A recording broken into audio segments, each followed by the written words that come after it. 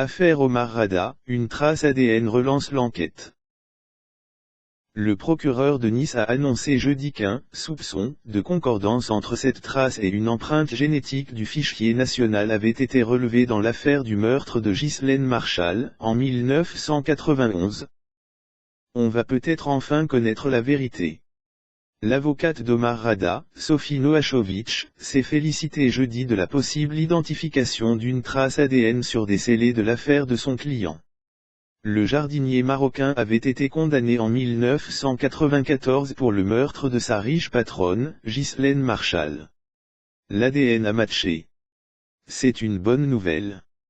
Une très bonne nouvelle, confie son avocate au Figaro.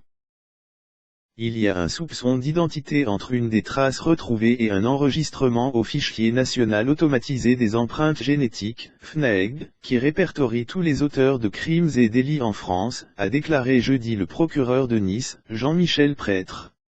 Ces empreintes génétiques sont issues de prélèvements effectués en novembre 2015 sur 2 portes et un chevron. Sur ces portes avaient été inscrits « Omar m'a tué » et « Omar maté » avec le sang de la victime.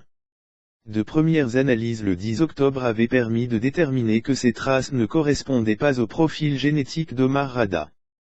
Mais si l'affaire est relancée, elle n'est certainement pas close. Il y a des vérifications qui sont faites, pour l'instant il n'y a rien de certain. Cela doit être confirmé par des analyses en laboratoire, a mis en garde le procureur. Beaucoup de personnes ont sans doute touché ces portes depuis 1991, a-t-il observé. Si les prochaines analyses correspondent, un nouveau suspect serait identifié, ce qui innocenterait Omar Rada.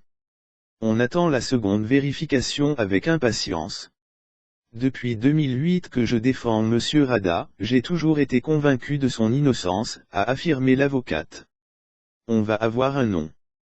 Cela écarte l'hypothèse du journaliste ou policier qui aurait déposé son ADN sur le scellé. Pour l'instant on ne sait pas de qui il s'agit, mais ce n'est pas une personne connue. Cela pourrait être un commanditaire, estime-t-elle. Connaître le coupable ? Ghislaine Marchal, veuve d'un équipementier automobile, a été assassinée de plusieurs coups de couteau dans sa villa de Mougins, en juin 1991. Voyant l'inscription « Omar m'a tué », les enquêteurs s'étaient rapidement orientés vers Omar Rada, son jardinier. Ce dernier a toujours clamé son innocence mais avait été condamné à 18 ans de réclusion criminelle. En 1996, il a été partiellement gracié par le président Chirac, qui a réduit sa peine.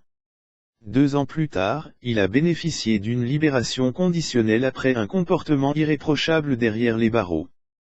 L'affaire Rada a notamment été popularisée par le film Omar m'a tué, en 2011, réalisé par Rach Dizem. Le scénario du film soutient la thèse de l'innocence du jardinier. À 53 ans, il vit aujourd'hui au Maroc, auprès de sa mère malade.